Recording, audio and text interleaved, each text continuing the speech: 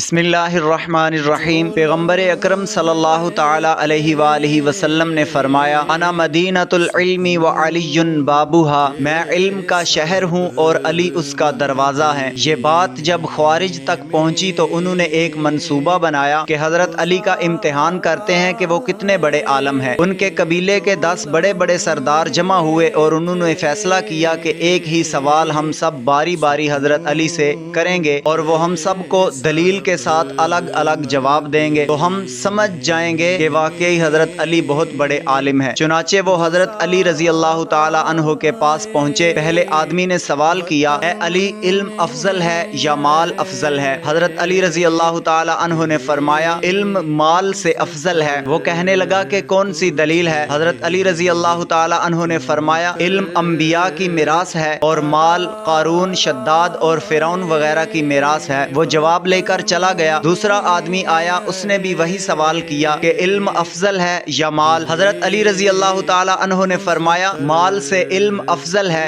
उसने कहा, क्या दलील है? आपने फरमाया, इल्म तुम्हारी निगहबानी करता है और तुम माल की निगहबानी करते हो। दूसरा आदमी निकला तो तीसरा आ गया, उसने भी यही सवाल किया तो हजरत अली रजी अल्लाह ताला अन्हो ने फरमाया, इल्म माल से अफजल है। उसने कहा, क्या दलील है? आपने फरमाया, मालदार के दुश्मन बहुत होते हैं और साहिब इल्म के दोस्त बहुत होते हैं। तीसरा आदमी निकला तो चौथा आदमी आ गया। चूँकि सवाल सबका एक ही था तो उसने भी वही सवाल किया, इल्म अफजल है या माल? आप रज़ी अल्लाह ताला अन्हो ने फरमाया कि इल्म माल से अफजल है। उसने दलील मांगी तो हज़रत अली रज़ी अल्लाह ताला अन्हो ने फरमाया, जब माल को खर्च करोगे तो वो कम हो जाएगा और इल्म को तकसीम करोगे तो वो बढ़ जाएगा।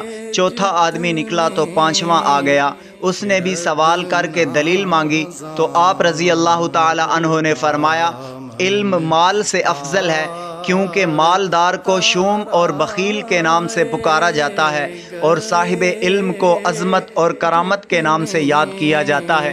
पांचवा आदमी निकला तो छठा आ गया। जब उसने दलील मांगी तो आप रज़ी अल्लाह ताला अन्हो ने फरमाया, इल्म अफजल है माल से, कि माल को चोर से बचाया जाता है और इल्म को चोर से नहीं बचाया जाता। छठा आदमी गया तो सातवां आ गया। जब उसने भी इसी सवाल की दलील मांगी तो आप रज़ी अल्लाह ताला अन्हो ने फरमाया, मालदार से क़यामत के दिन हिसाब लिया जाएगा और साहिब इल्म क़यामत के दिन शफाअत करेगा। सातवां आदमी गया तो आठवां दाखिल हुआ, उसने भी यही सवाल किया कि माल अफजल है या इल्म अफजल है?